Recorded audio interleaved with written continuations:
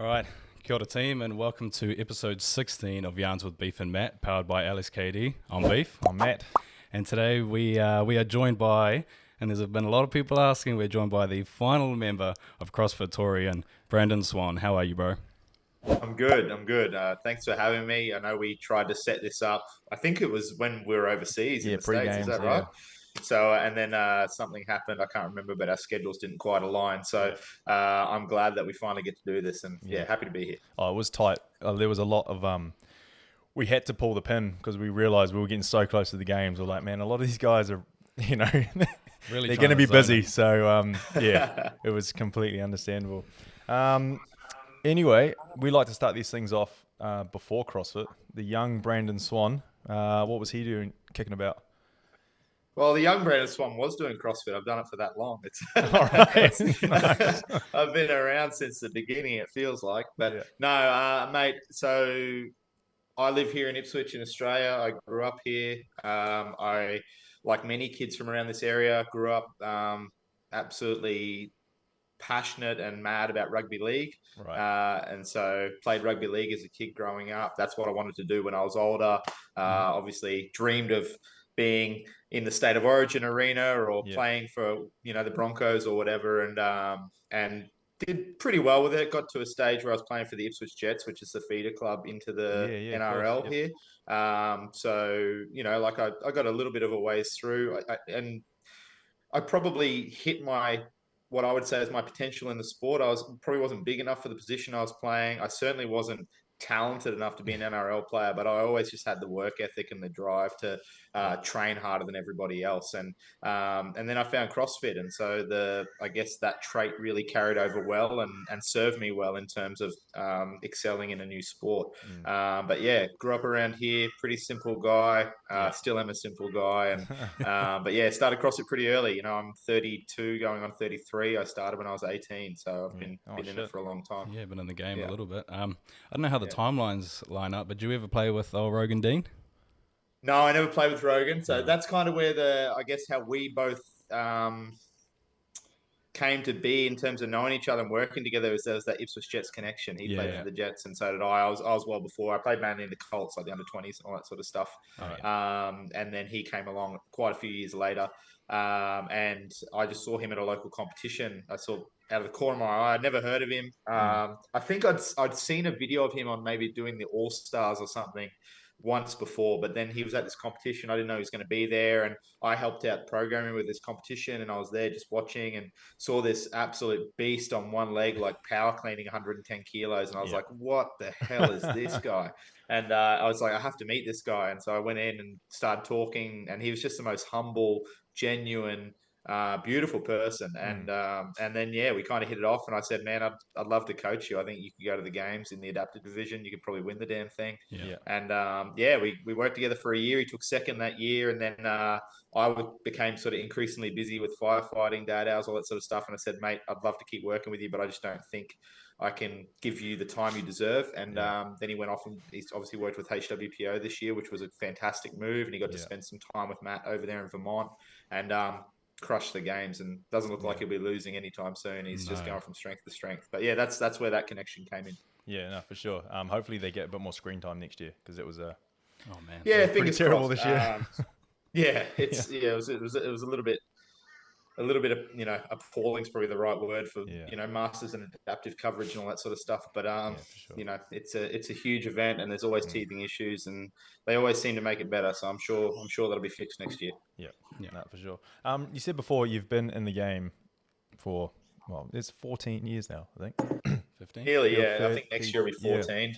Yeah, competing for 13, and I started in 2010, midway through, and then did regionals the following year in 2011. I guess that's kind of when my competitive career kicked off, and have competed ever since. We're going into 2024, so fair while.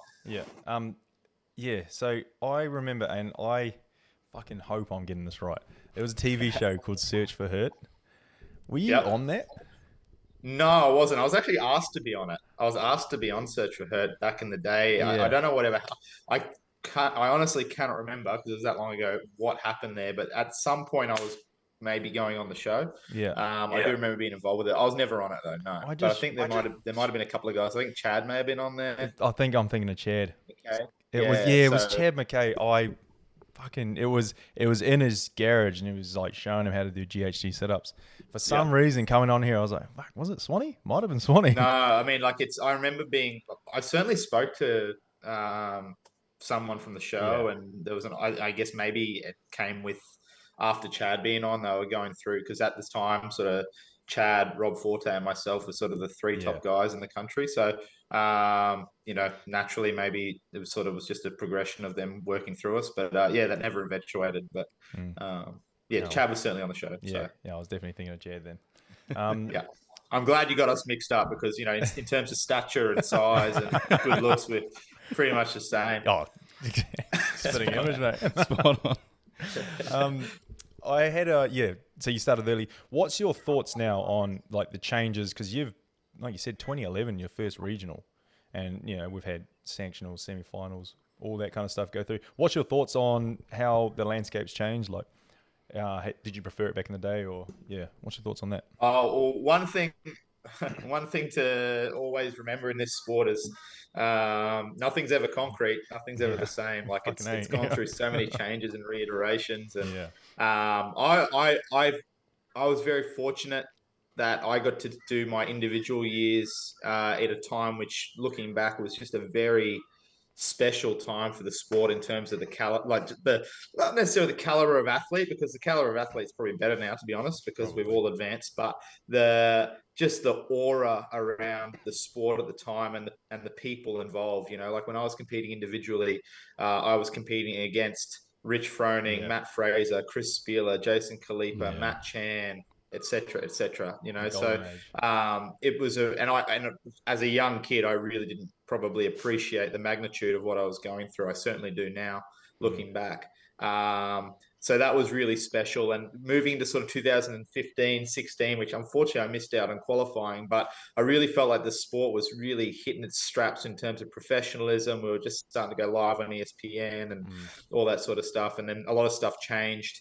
On a structural level within CrossFit HQ, and there were, there's always been little controversies and things regarding upper management. Things happened with Greg Glassman. He certainly obviously changed a lot in the middle there because his personal viewpoint as to what CrossFit is and what it should represent had changed, and I guess it does for everybody, like it's changed for me over the years as well. When you look at when Greg started the sport, and Dave, and it was back on the ranch, and it was about finding the fittest on earth, they were really going out to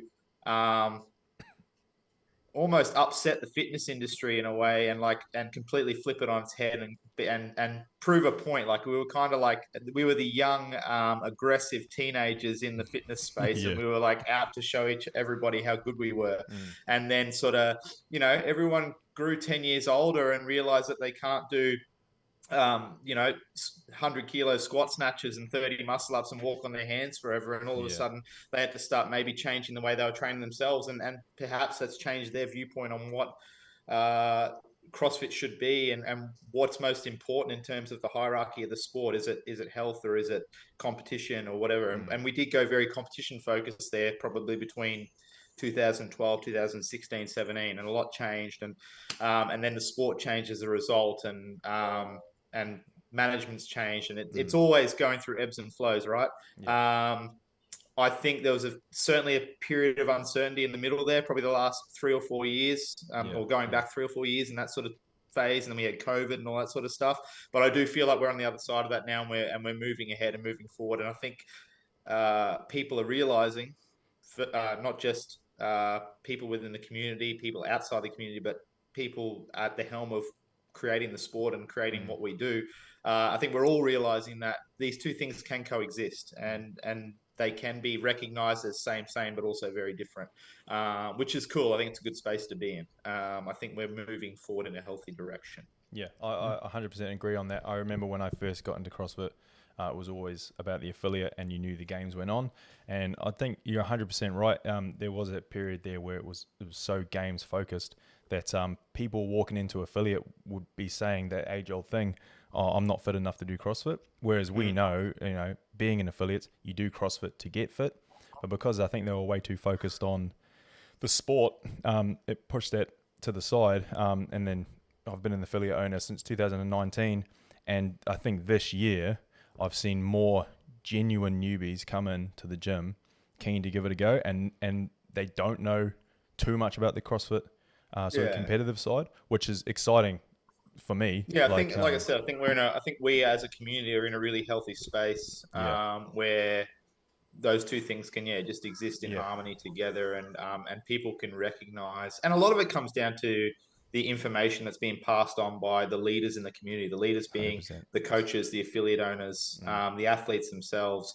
We need to do a better job of communicating and demonstrating what the path looks like for health versus competition. And if you are interested in competition, well, this is the realistic path that you need to take. And it's changed dramatically. So when I got into CrossFit, to give you a little background, going back to when I started, I was a football player. I was a teenager, and I was very much, CrossFit struck a chord with me because, like they were trying to prove how good they were, I was trying to prove how good I was. I came into the sport, I wanted to compete. I didn't come into the sport to get healthy. I came into the sport to be the strongest, baddest version of myself that I could, and rip my shirt off and work out and rip my hands and all that sort of stuff. That's why I got into the sport. I found videos of like Jason Kleeper and Spieler doing these brutal workouts on YouTube, and then I saw the games and I was like, I want to do that. I want to go there. I opened up an affiliate at 19 years old, so I had somewhere to train. I didn't open up an affiliate so that I could help people get healthier, although I was good at that, and that was what I did on the side.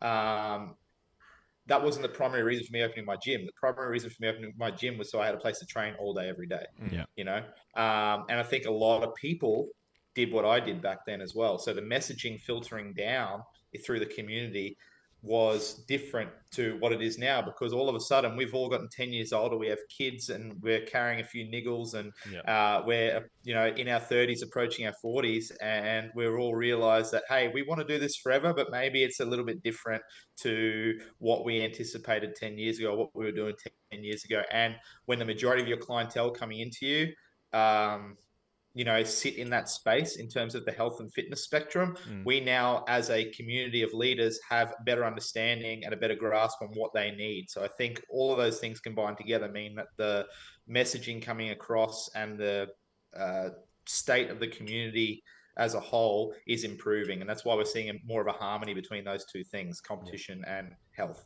Yeah.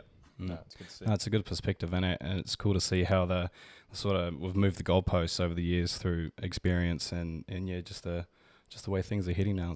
Because awesome. Honestly, none of us had any fucking idea what we were doing 10 years ago. We've all figured it out. We've all figured out through trial and error, probably more error than trial, what works and what doesn't, and now we're able to use that experience. Every other fitness or every other aspect of the fitness industry or community within the fitness industry, whether it be bodybuilding or traditional strength conditioning or weightlifting or whatever, has 100 years on us. We took this new thing and we were like, let's go as hard as possible and find out where the breaking point is, which we did. And now let's pull it back and we're like, all right, this is probably where it's sustainable. We have some data now. We can move forward. So we were a whole generation of test bunnies before we could have what's now a smooth and reputable product, and now it's our job to slowly pass it on and rewrite the, I guess, narrative around CrossFit being dangerous or being unsafe or whatever. So I remember getting bursitis, and I had it in both my shoulders, but I had it in my right shoulder, and I had a competition in 2 weeks, and I just said, "Get me a cortisone," because it's really sore. And I just said, I didn't tell them I was competing. I was like, "Oh yeah, I'll rest it." So I got the cortisone. I competed the next weekend, and I was like, imagine now saying that to someone in your gym, just being like, just get a cortisone, right? Yeah. Well, some of us are still learning. Obviously, I had surgery a couple of weeks ago. We'll get onto that. Again, it's, I weighed up the risk versus the reward, and I did that for sport, not for health. And maybe it wasn't the best long-term decision for my health, but it was the decision that was best for my sporting career at the time. So, and again, they're two very different things, and I was aware of that going into it.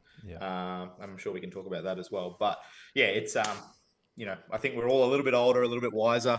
Hopefully. And the sport as a whole and the community as a whole, rather, I think we'll be better for it moving forward. It's funny you say that. I may have done that last year. Yeah. The week before nationals, just get should be right. But yeah, before we get onto present day, I did actually want to take it back to the pro. Workout 1, WOD 1. It's like we were seeing a 22 Garage coming out. What happened out there, bro? Oh, mate, I still don't know. I'm still working it out. Yeah, we're honestly still working it out. We did that workout and testing a week or so before. It went very, very well, very, very differently. And we approached it the same way. From a physiological standpoint, not that I'm a scientist by any means, but what I think occurred when I was on the sandbag in the last round, so I was the last guy to hold the sandbag. Royce and I were holding the sandbag last, and I would do the sandbag first, and then he would do the double unders, and we'd swap over. So I came off the runner, and I was feeling pretty fatigued at this point, but I think everyone would have been. It's about 3/4 of the way through the workout. I picked up the bag, and there was no sort of real standard around how you had to hold the bag. Like, as long as it was off the ground, you were standing up, it was fine. And then my judge was really enforcing us to open our hips aggressively and squeeze our hips. And so I was looking around, and other people were sort of having their bums back a little bit and just standing up. And I had to squeeze my ass cheeks that hard to like lock my hamstrings out and like arch my back to get in this position that he was satisfied with. And I just think I had to work so damn hard that I went into like posterior chain failure. My heart rate was so high at this point. I'm working so hard just to stay in this position that was near impossible to maintain for any longer than a couple of seconds at a time.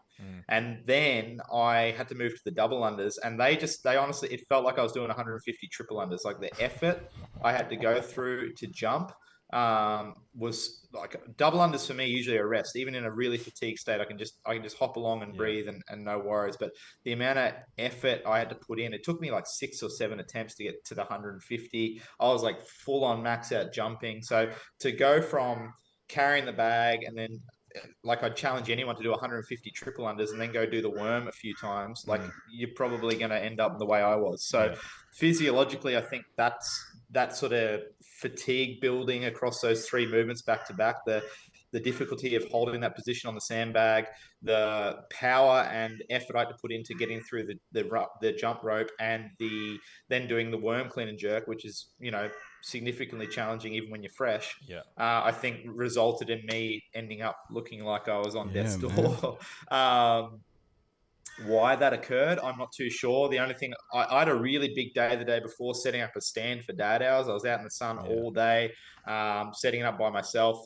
My wife and I were away with our son in Uluru earlier that week because we had a holiday booked months before I'd even agreed to compete. And I said, look, I'm still doing this. I know I had to book a new flight and get back early, and then I was setting up this stand by myself. So I don't know if it was just a combination of, couple of plane flights and the travel and the setting up the day before. Maybe it's a bit dehydrated. I'm not too sure exactly why. But yeah, it is what it is. It happened. We regrouped. We came back and won every other workout. And I just try not to let it creep into my thoughts before I fall asleep every night. It's not your typical lead up to the pro, no doubt. And no, mate, not at all. But again, it was these days I love competing still, absolutely, but it's not the highest thing on my priority list anymore. And we had a family holiday booked, and my career, as fun as it's been and as lucky as I've been to do what I've done for so long, has also impacted my personal life for a long time. I always talk about my wife and I went on a holiday to Italy a few years ago, and my son was actually in my wife's tummy at the time, but before he was born. And all I remember is like looking for gyms and training the whole time because we had a competition coming up when we got back, and which incidentally was when I was with Project X and we qualified for the games. And it was still a great trip, but it was really focused around my training, and I just don't want to do that anymore. So I was like, I'm not canceling this family holiday. We're going to Uluru. We had a great time. I still did a little bit of training, but it was I was tapering anyway, and I was quite relaxed, and I actually thought it was probably a pretty good way to lead into the competition. It was, I was away from my phone, I was away from social media, I was sort of forced to let my body recuperate. But yeah, obviously, things happened and it went down the way it went down. But yeah, it's probably not the most traditional way to prepare for a competition. But if I do compete next year or whatever it may be, I'll take notes and hope we don't do that again. When that's happening, especially on the worm, because we were there, we were watching, especially on the worm. And I'll break this down. I played pickleball with Royce a couple of weekends ago, and that's the most competitive man I think I've ever met in my life. Well, he's more competitive in pickleball than he is in CrossFit. Oh, right. So you actually got the got the raw end of the deal. Yeah. No, not really. Well, so what's he saying when you're on the worm, especially because we could see him talking to you?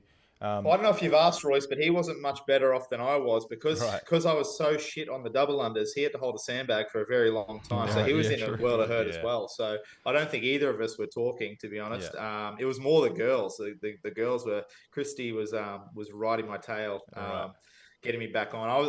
To be honest with you, I don't remember a whole lot. I was floating in and out. I didn't really know where I was or what I was doing. So. Yeah, Christy said she looked at me because we were beside each other on the worm and nobody was home. So, and I can vouch for that because I didn't feel like I was home either. So, just muscle memory alone. Yeah, it's just I was just getting down and just like throwing myself up and trying. I was just trying to put in whatever effort I could to finish the workout. I knew we had to finish. So all I could do was just take it one rep at a time and. Yeah, it was. I was an absolute mess, mate. But luckily, quickly, I had 3 very strong, fit, capable teammates to help get me through it. Yeah, just quickly, this is top level CrossFit. CrossFit is safe.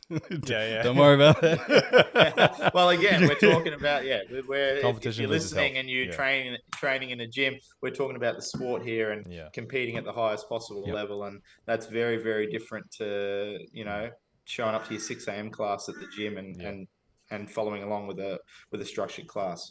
We're talking about something very different at the moment. Before we get on to your year at the games, what was the reason behind going to teams? Because you'd been on a team before, went back individual, and then you jumped back on a team. How did that all go down? So I was pretty much retired, to be honest with you. I kind of hadn't really announced retirement or anything, but my succession plan to competing in CrossFit was always to become a firefighter.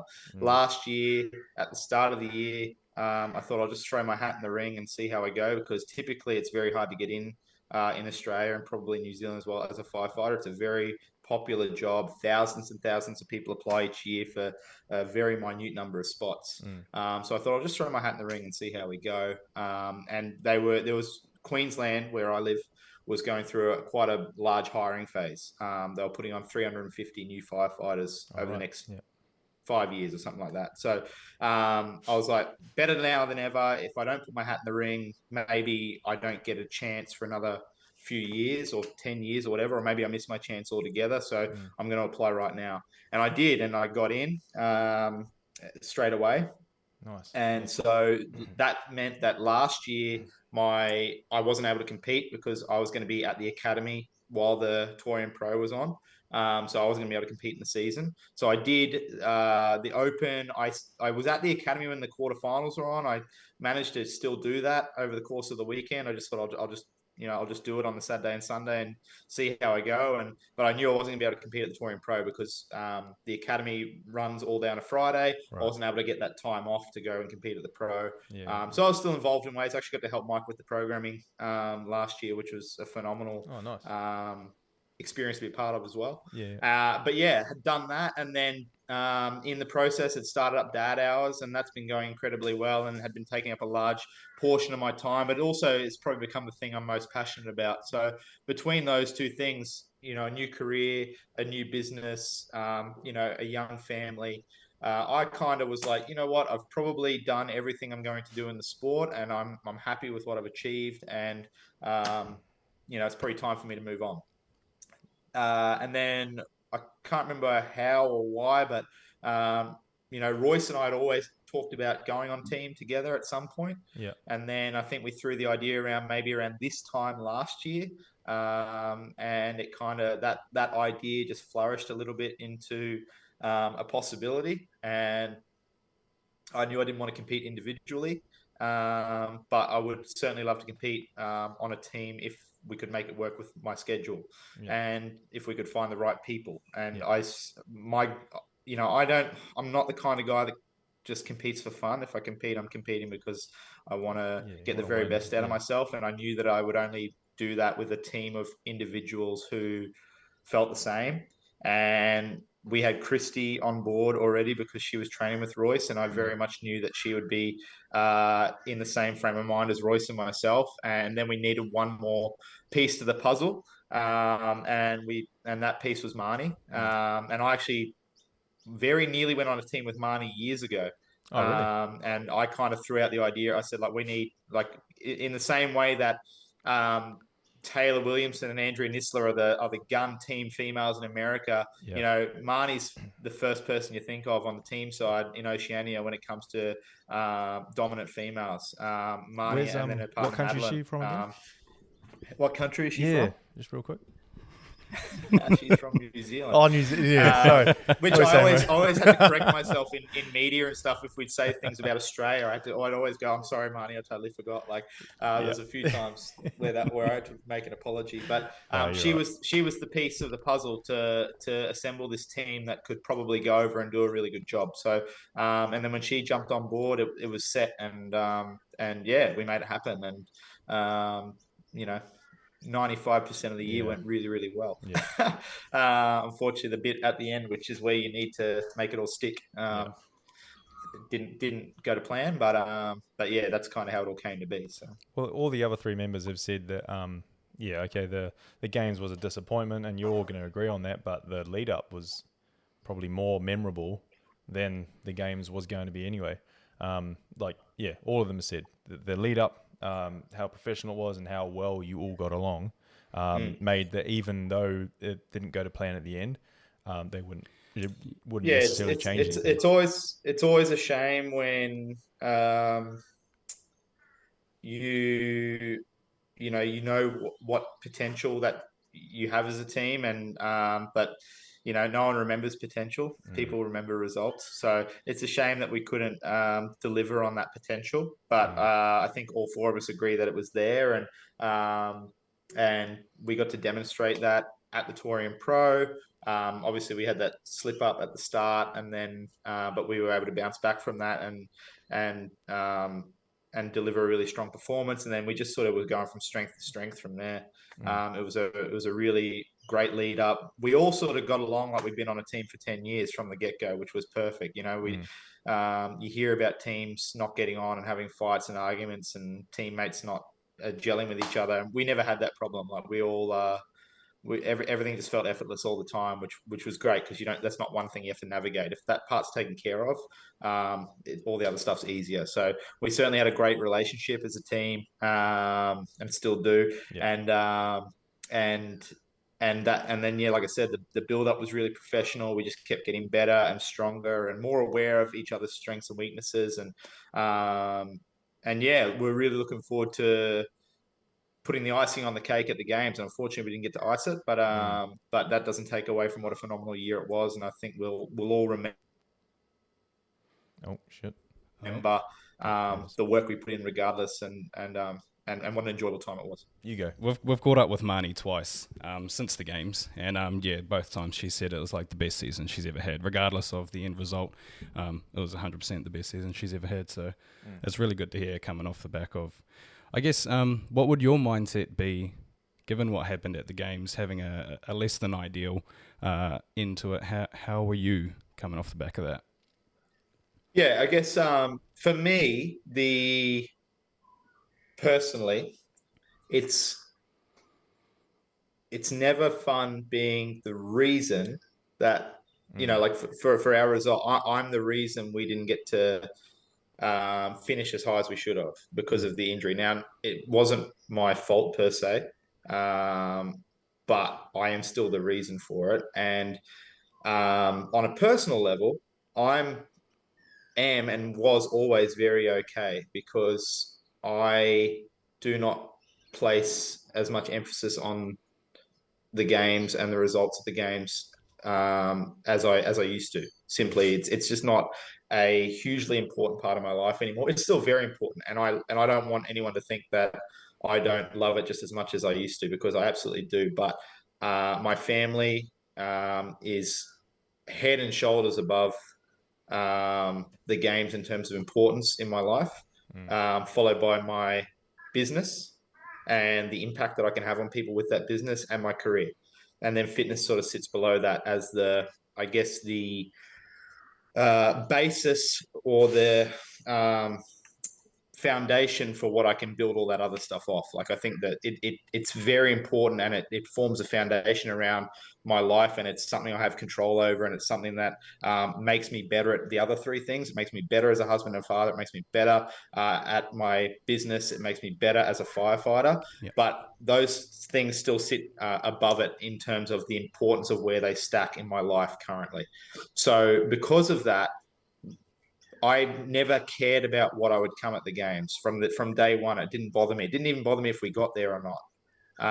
It's very nice to get there, and it's very nice to win, and it's very nice to succeed. And I really enjoyed all of the success we had, but I didn't care about it nearly as much as I probably would have even 3 or 4 years ago, just simply because it's not a huge priority. What was extremely upsetting for me and hard to deal with, and still is, was the fact that my injury had an impact on the other three in the team. So being the guy that let those three people down was really hard, and still is. And is the part that will sting for a long, long time. Yeah. So the result didn't bother me. The impact it had on the other three people, and the time that they invested in the season, and the time that Royce spent away from his wife and his kids, and the time that Christy spent away from her husband because she's living away from home, and the effort Marnie and Bailey put in moving from New Zealand to Australia for the season and beyond. Those are the things that really impact me, and are the things that I'm always going to probably feel guilty about. But in terms of the result itself, I'm not bothered by it. I'm, like I said, just grateful and happy that I still get to do this, and still be a part of, or that I was a part of an amazing team.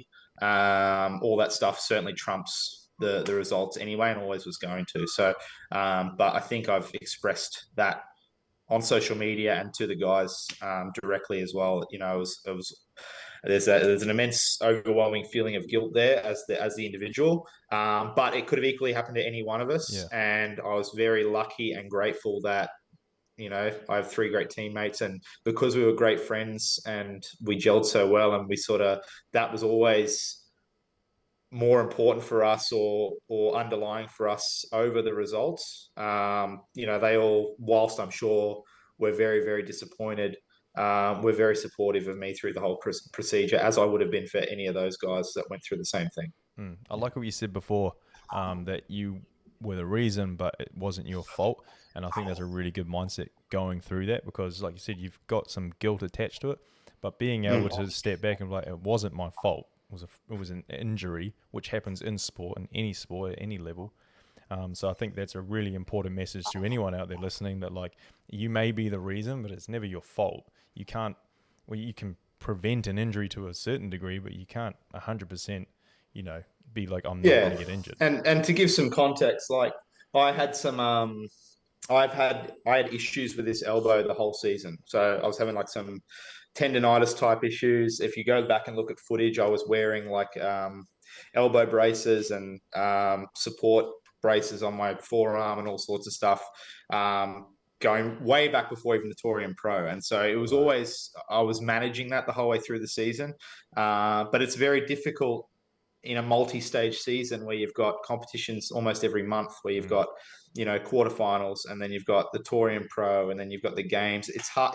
You can't just be like, oh, well, I'm going to rest my elbow for 12 weeks and I'll come good. Like, we always had things that we were preparing for along the way. So it was a difficult thing to navigate, because you're always in a state where you're trying to recover and get it better and get it to a stage where it was okay. But in our sport and the way it works and the way the season works, you always had checkpoints along the way that you had to visit, and there was always going to be damage done at those checkpoints. Yeah. So, that occurred. Sorry, we got a post bike dropping off some mail. There was, hopefully you guys can still hear. So there was always those checkpoints to get through. So it's not like I could just go, hey, I'm going to rest my elbow for 8 weeks in March and April because we had things that we had to do. So, I managed it the best way I could throughout the season. I prioritized recovery as much as I could throughout the season. And I was just hoping it would hang on to, I knew it was bad. And I knew that there was going to be things that I would have to do at the end of the season. Ultimately I'd have to pay for my sins, so to speak. But I was just hoping it would hang on for dear life and get through those last couple of weeks. And unfortunately, we just took it right to the knife's edge and couldn't hang on for the whole season. And it went. Obviously you put it through extreme amount of duress at the games and in the lead up, and just couldn't quite hang on. So that's kind of what happened, Yeah, I think where we are now, so. Even coming in day one, seeing legless rope climbs on the list of things to do is awesome for a. Yeah, well, so to give, if anyone, I don't know if the other guys talked about what happened, but basically we had a training simulation with the other Mayhem team, Mayhem Independence. It was a 3-day event, and we had to swap some stuff around based on the weather. Anyway, so one of the days ended up just being all pulling stuff. We did I'm trying to think what we did in the morning, but we did a bunch of so in the morning we did this long ruck weighted rope climb workout. And then at lunchtime, we did a bunch of chest to bar pull-ups and double kettlebell snatches. And then in the afternoon, we had pegboards. And so it was just pulling on pulling on pulling.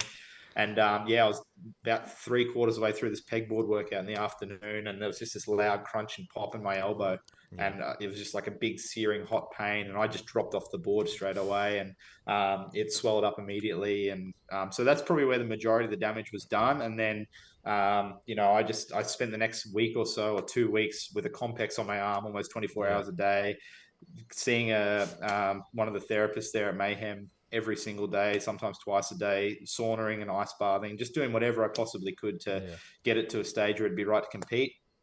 First event comes out, overhead squats and seated legless rope climbs. And I'm like, well, at least it's first because I'm not fatigued right now. So it's the best chance we're going to have of me getting through this. Yeah. And literally from the first rope climb on the way down, coming down, I could feel it like tearing and popping. And that was round 1 out of 4. And I just looked over at Marnie straight away and I just said, it's going already. Just FYI, if I stop, that's why. Yeah. And just had to keep going. It kind of just felt like, and the best way I describe it to people is if you take a piece of paper and you just start to tear it like this. And I was just waiting. I'm holding my elbow now, man. Yeah, man, that's what it felt like. I just felt like every round I was just tearing the piece of paper a little bit more. And then there were some events that we could do. Like the bike ride wasn't too bad. Like it was really uncomfortable after the rope climb workout, but I could get through the bike ride. Yeah. And then obviously the max lift, I just had to really stay within my limits. So if you go and watch, I'm all fired up about snatching and clean and jerking these numbers that are like well below my best. But if you knew what had gone through my head and the lead up and the warm up process before that, you'd understand why I was so passionate about the numbers I hit out there. And then the 5K run was, probably the only event where the elbow wasn't impeding the team's performance, and we got to actually show people what we could do, which was awesome. So, you guys crushed it. And then it was kind of, it was near impossible I had no sort of pulling strength on that side, and then so trying to do like a seated strict muscle up in the next event was near impossible, and it was really painful, and so getting through that, we made it through. I had a few mishaps in that event, but we got through it and we did reasonably well. And then finally the last straw was snatching again the next morning, and it was obviously lighter than what I'd done the day before, but it was touch and go for reps, and it was 10 reps as fast as you can with 185 pounds. So it's, you're a little bit reckless there because you have to be. And then it just went. So, and I felt this big clunk and pop in that event. And then that was us. We were done from that point. And when I went and had some scans, when I got back to Australia, just before my surgery, it had been revealed that I'd subluxed my elbow joint. So basically it was partially dislocated, which my assumption is it happened during that snatch event based on what I felt. So, so I was getting around with a partially dislocated elbow for about a month after the game. So, but whatever. Going on your like team's performance, like you say, it was very easy for everyone to see you guys would have dominated. Like even on that strict muscle up one, you guys won your heat still. Yes. The amount of attempts you had We won the our heat strict, with about a 45-second delay in the middle, so because I was having some issues on the rings. So again, it would have been good to see where we would have ended up had that gone to plan. Yeah. But Just I it's easy to say now because we don't know how it worked out. We're never going to know how it would have worked out. But yeah, I mean, everyone watching that I've talked to and me just watching it, you guys were easily a podium contention team. I think we certainly had the personnel and the skill set to at least threaten to be on the podium had all things gone to plan. You never want to say, oh, we definitely would have done this or that. But I'm confident that with our abilities and our lead up, I think it's very fair to say we would have at the very least been in the mix for a top 5 spot that weekend. And that was, we put that team together because we wanted to go and be the first Oceanic team to be on. Oh, shit. Dropped out again. Oh, bugger. What's happening here? You there, bro? Why does it say mute? Even with severe limitations, at points we still got to demonstrate what a solid team we were. We're not sure if we dropped out, but you dropped out for a bit there. Oh, right. Okay, cool. Are we back though? Yeah. We're back though. Seems to be running smooth. I'm sure I didn't say anything too overwhelmingly profound. Anyway, so it's all good. We missed some gossip, man. We gutted. Yeah, but your guys' team, like, I don't think any of them hold it over to you. Like, it's cool for you to come on here and be vulnerable to say that there is some guilt there behind the way you're feeling behind the games, but the nicest people, man, and everyone we have run into in the CrossFit community is just the most nice people. So I don't think they'd hold it over you. I'd say they'd run it back tomorrow if they could. Yeah, no doubt. Yeah. Well, they know where I live if they need it. Yeah. An old has been, but can still throw down well on occasion. Fourth team member. So. Well, if their elbow's good, because it's good now. I don't know if anyone knows, or for anyone that's been following, I actually had the exact same surgery on the other elbow 3 years ago, and it's bulletproof now. So I've got 2 bulletproof elbows now. Oh, so let's go! Yeah, run it back. I'm good to go for another 30 years now. I'm right. The other three won't lock it in, but can you lock it in? Well, you'll be back next year. That 4 needs to fucking go, man. I would only come back for that team. Is probably that's what I will say. So if those 3 people wanted to bring that team back again and they asked me, I wouldn't ask them. I would let them ask me purely because it's a big asking the injured guy to come back. And he's not injured anymore. Not injured it's anymore. The bionic man. But if those 3 guys wanted to run it back, I'd certainly be in for sure. For anyone else, probably not. I think there's a whole lot of other things that, like I said, take precedence. And whilst it was the most amazing year, it did put, and it does, competing puts a lot of stress on every other aspect of your life. My wife and I, before I agreed officially to go on the team this year, had many in-depth conversations around, do we want to invite this chaos back into our lives? Because it is chaos. Yeah. And for the first time in my adult life, I felt really comfortable and at peace and had time to do things last year. Even though I was more busy with a career in firefighting and the business and family, I just had a little bit more time and energy and effort and awareness around every other aspect of my life. I was able to take care of my, do you want to come and say hi? Oh, we got the youngster. Just jump here real quick. You say hello. Hey, bro. Hey, mate. How are you? Hello. I had more time for everything else in my life. And can you just give me 5 minutes, mate? And then I'll be with you. All right. What a legend. I had all this extra time and energy for all these things. And I just felt like for the first time, I wasn't clouded or, all of my mental space wasn't taken up by competing. And then as soon as we went back into competing last year, all that stuff started to creep back in. Like all the things around the house that sort of needed doing, that was all like, oh, we'll do that after the games. We'll do that after the games. Like everything gets parked. And then mentally having enough clarity to do simple things like I find programming really easy, but when you're going to have to head over there, mate. Thank you. I find programming really easy, but I was finding it really hard to program through the game season because my head's in competition mindset and I'm programming for dad hours for non-competitors, and it's really hard to jump out of one mindset into another. And then just being mentally aware and present during family time becomes harder. It's harder to be present and aware and really enjoy the little moments as a dad when you're preparing for something like the games. All those things become more difficult. So keeping that in mind and knowing and having that fresh in my mind of what we went through the last 12 months as a family unit, not that it was bad at all. We had a great year, but having all those challenges, I don't think makes competing worth it unless there's a very worthy reason. And for me, the only worthy reason probably in terms of like pushing towards another shot at the games would be because I'd go back with those 3 people. But outside of that, I have no desire to go back.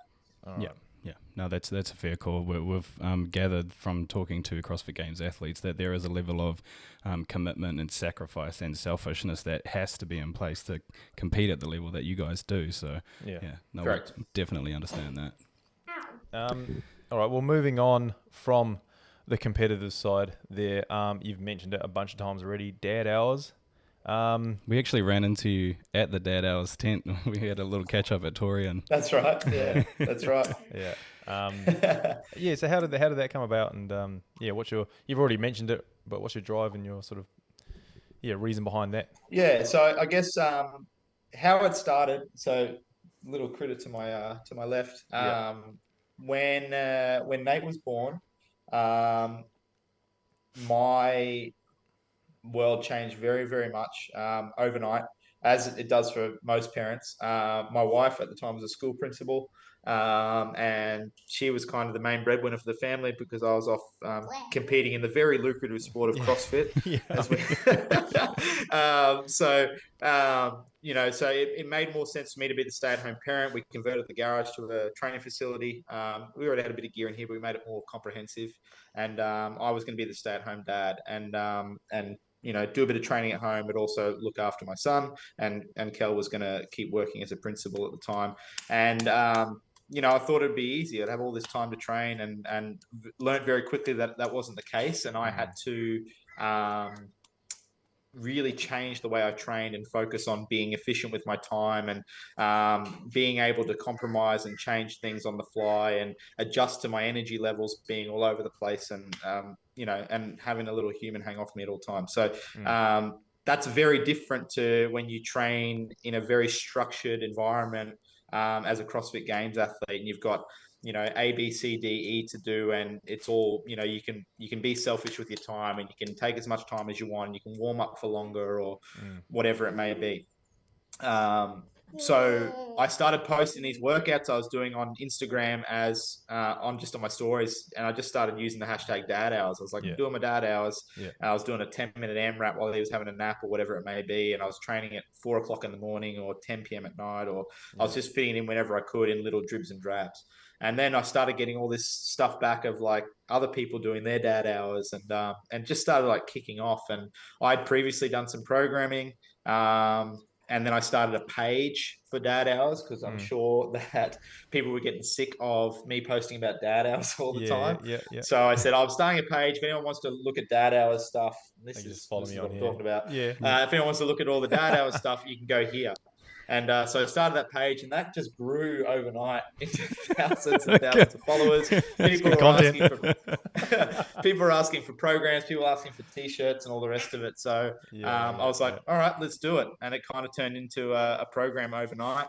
And but really quickly, I discovered how many people were out there in my predicament, wanting to train, wanting to make the most of the time they had, which was not very much, and stay fit and healthy, but also prioritize their their family and their lives at home, or balancing careers, or whatever it may be. So there was all these people out there that needed simplistic, time efficient training solutions because they couldn't make the gym anymore, or whatever it may be. So it's just turned into this awesome online community. We have nearly 800 members following it now, plus thousands of people that I think just do the free workouts we put online.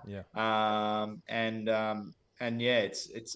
realized that I can have a much greater impact on a much wider group of people through dad hours than I ever could as an athlete, because I resonate with so many other people as a dad, much more than I do as a high level athlete. So, and I'm really passionate about it because the older I get, the more I realize that I can't train the same. And I'm never, like, my training as a training for the games now is very, very different to what it looked like when I was 23, 24 years old, because of the state that my body's in and what I've put it through and all the other things I've got going on in my life. And beyond that, when I do finally say I'm done with competing, whether that is this year or in 5 years' time or whatever, I have to get this body through the next 50, 60 years of life, hopefully in good shape, so that I can keep running around with my kids and I can keep putting out fires and all the rest of it. And so Dad Hours for me is a passion project in the sense that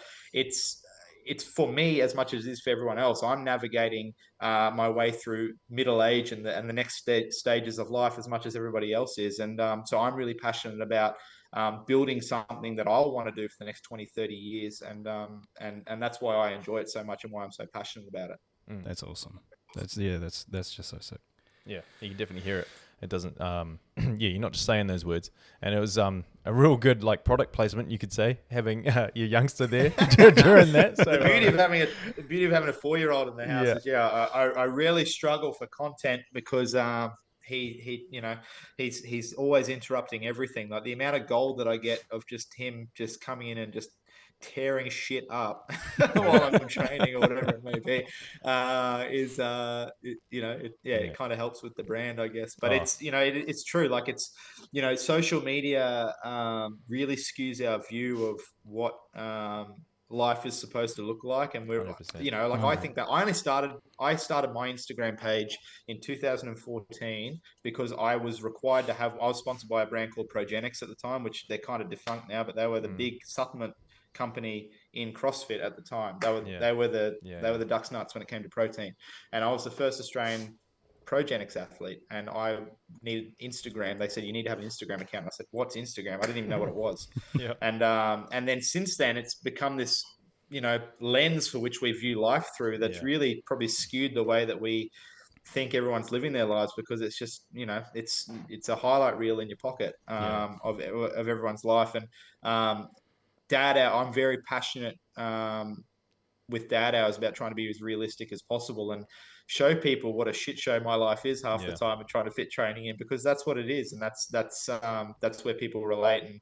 And, as much as it's fun to show all the snatch PBs and fancy tricks and muscle ups, I enjoy more nowadays sharing the, trying to run on an assault runner with a kid throwing a skipping rope at you and pouring your water all over the gym and spilling shit. And, that is my life. So, and that's how I navigate training these days. And so I like to share that stuff.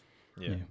People are starting to resonate with that stuff. The non-polished, the real, this is and real I think everyone's, it was good for a period of time, but like everything, I think we've probably hit the peak of I think everyone's a little bit, as we talked about with CrossFit, a bit older, a bit wiser, and everyone's like, oh, that's bullshit, and no one's fucking getting up at 4 a.m. to write in 3 different journals and then have an ice bath and then take, all these different things and go and gaze at the sun for 40 minutes and then all before work. Like, I've got a job, I got to get in and out the door and dress my kids and get them off the daycare and all the rest of it. And so, I think everyone's figured out that, a lot of bullshit out there.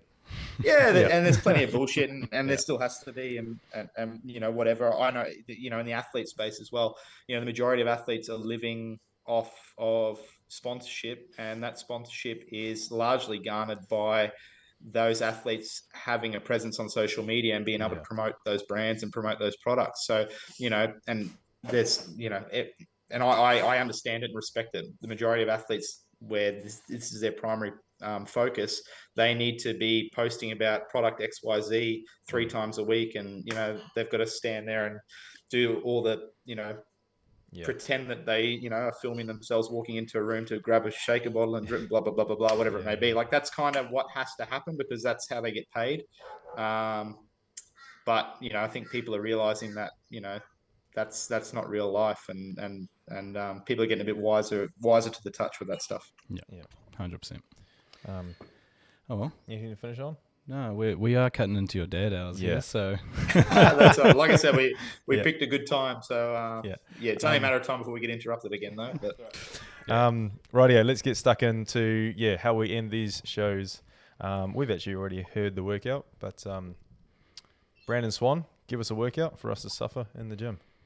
Over to you. I thought I'd give you one of the upcoming workouts from Dad Hours next week. So we always focus on time efficiency. We try to stick to like 20 minutes as sometimes we go over that, but the goal usually is to try and get in and out of the gym pretty quickly. And we like to do that in a variety of different ways. We use a lot of AMRAPs and time-based workouts. So the workout we're going to get you guys to do, and anyone else out there wants to do it, it's 3 5-minute AMRAPs with 2.5 minutes of rest in between each. So it's a 20-minute window in total. In the first 5-minute AMRAP, you're going to do 50 calories or 40 calories, so 50 for guys, 40 for girls, on a machine of choice, any machine you like, followed by as many sandbag cleans as possible. So sandbag over the shoulder with a 150-pound bag for men and a 100-pound bag for ladies. If you don't have a machine, you can run 500 meters. Yep. Then you're going to rest 2.5 minutes. So after your sandbag cleans, rest for 2.5 minutes. Then you'll start the next 5-minute AMRAP, which is exactly the same, 50 or 40 calories for a 500-meter run. And this time you can do as many strict handstand push-ups as possible in the remaining time in 5 minutes. Obviously, scale that as you need to. Yep. Then you'll rest 2.5 minutes. And the final 5-minute AMRAP is an ascending ladder of sandbag cleans and handstand push-ups. So you'll go 2, 4, 6, 8, as high as you can for both of those movements back and forth for 5 minutes. Nice. And that's the workout. How good. Seeing as you are a bit of a coach, when we do get the coaches on as well, give us a bit of a stimulus and a bit of a breakdown how you'd attack those 3 5-minute AMRAPs. Yeah, so the whole idea between the 3 5-minute AMRAPs with the 2.5-minute rest, obviously we're looking to generate quite a high amount of intensity. So anytime you see a workout that's 5 to 7 minutes or something thereabouts, the intensity is quite high. It's not maximal effort. It's more of a highly sustainable pace. The point of the cardio piece at the start of each of those AMRAPs is to generate some fatigue and to increase your heart rate. So you're working on these movements under duress. So we want to get into quite a fatigue state before we pick up the sandbag or before we start the handstand push-ups. So the effort level on the machine or the run should be, I would say, an RPE 8 thereabouts, something that's quite high, but you can come in and get to work straight away. As a goal, we're looking to hopefully get roughly the same amount of time on the machine as we do on the sandbag or the handstand push-up. So we're shooting for, say, 2.5 minutes roughly, certainly less than 3 minutes on the machine, and you're getting 2 to 2.5 minutes worth of sandbag cleans or handstand push-ups. That time frame is short enough that you're going to be able to keep the intensity high for that movement, but long enough that there's going to be a significant drop-off and level of fatigue there as well. I don't want you sandbag cleaning for 5 minutes straight. Because you're probably going to start slow and finish slower. But if you've only got 2 minutes on the clock, 2.5 minutes, you're going to put some effort in and probably get a pretty decent number. Same goes for the handstand push-ups. The point of the last AMRAP then is a little bit of overtraining or overlearning, so to speak, where we're just building some extra volume. You're already in a fatigue state, and you've generated a decent amount of volume in both these movements. It's just an opportunity to generate a little bit more volume under fatigue. And the point of going back and forth between the two movements, again, means that you should be able to hold a higher level of intensity for longer. So that's kind of I guess, in a nutshell, the stimulus we're going for in that workout. How good. Beauty. Love it. Here first. Awesome work. Dad Hours. Look it up. That's 100%. It. Yeah. Look it up. Dadhours.com. Come and hang out. We've got a fun community. Lots of cool people. Lots of New Zealanders, actually. We've got a lot of Kiwis on board, which is awesome. Former regional athlete James Connew being one of them. Oh, yes, boys. Him and the boys at the fire station do it as well. Katrina Rore, former Silver Fern netballer, world champion. She's one of our members as well, and we got a bunch more as well. So we're getting out there, and like I said, it's an awesome project and something I'm really proud of, and looking forward to building on it in the future. You're definitely present over here. I do a lot of video work in the CrossFit space over here, and I've been to 2 competitions now, team competitions, and everyone in the team's rocking the Dad Hours Cardio Club tees. Awesome. It's cool. That was the other thing, like the whole we're certainly not an apparel company by any means, but people seem to really just dig the gear. We have a lot of people that buy the gear that aren't members or follow the program and all. They just like the gear. And to be honest with you, I personally don't like dressing like a typical CrossFitter when I'm outside the gym. I like things that are a little bit, I don't like things to be super CrossFitty, so to speak. And I think it's changed a lot now, but back in the day, everything was like bright orange Reebok, and I never was really into that. So I just make t-shirts that I like to wear, and I make hats that I like to wear, and that's kind of what happens on the apparel side of things. There's no rhyme or reason to it. I just make stuff that I think looks cool, and some people probably don't think it looks shithouse, but I think it looks cool, so I wear the stuff that I think looks cool, and luckily a few other people buy it. So that's kind of the story of the Dad Hours apparel, anyway. Kiwis love a bit of merch, eh? Oh yeah, 100%. That's good. I'll have to start making some jandals. Oi, jandals. And that's the correct pronunciation.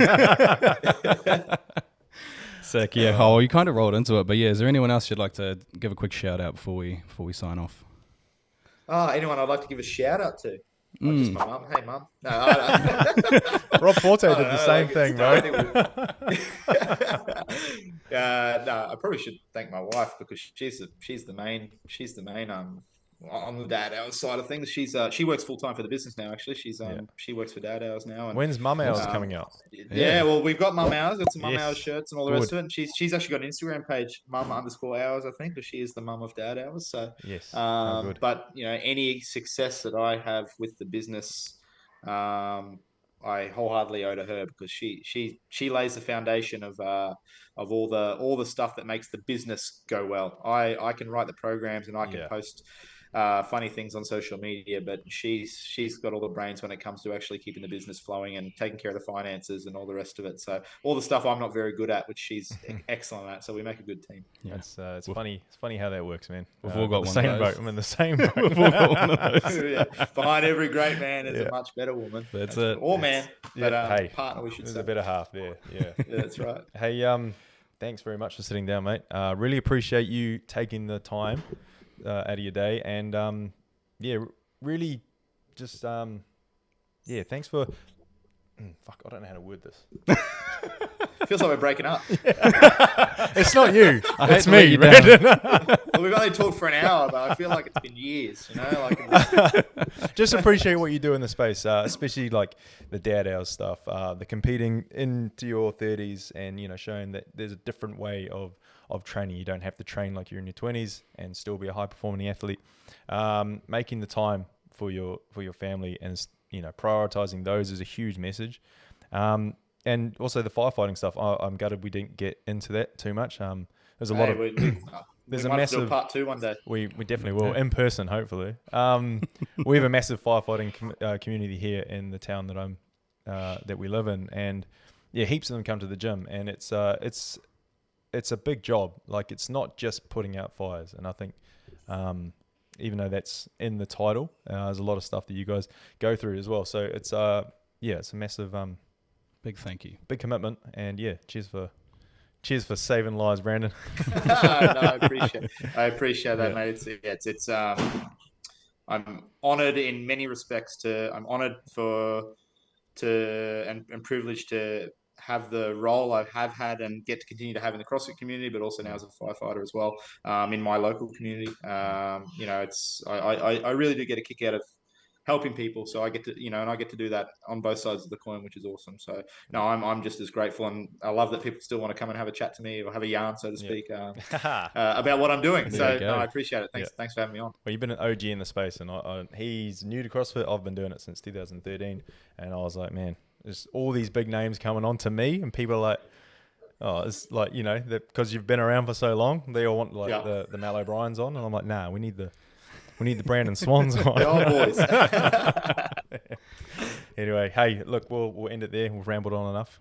But yeah, no, appreciate your time. Thanks for coming to have a chat, bro. Easy. Thanks, man. Appreciate it.